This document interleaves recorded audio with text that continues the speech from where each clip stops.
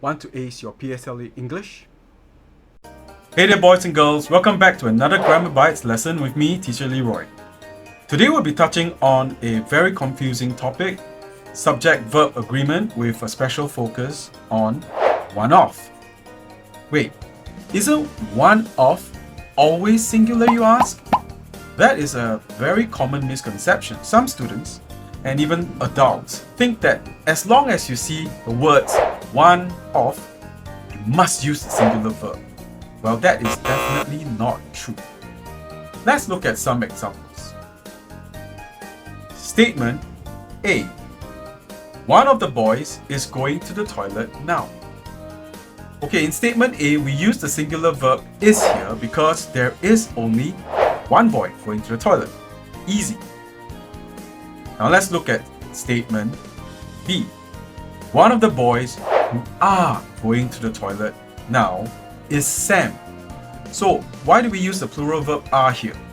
That's because there's actually a whole bunch of boys going to the toilet and Sam is just one of them. Statement C. Sam is one of the boys who are going to the toilet now.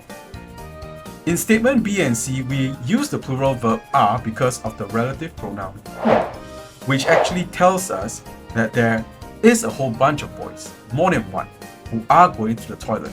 And again, Sam is just one of them. So you might ask, what about the one-off mentioned in statements B and C? Where is the subject and verb agreement there? Well, easy.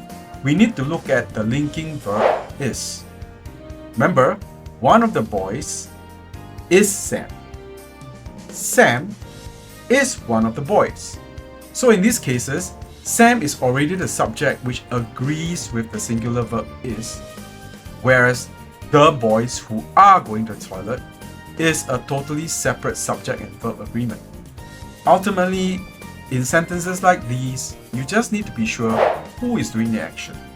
Is it one person or many, or both groups are doing the action? Let's revise. One of the boys is going to the toilet now. One boy is going to the toilet. One of the boys who are going to the toilet now is Sam. Many boys are going to the toilet. Sam is just one of them.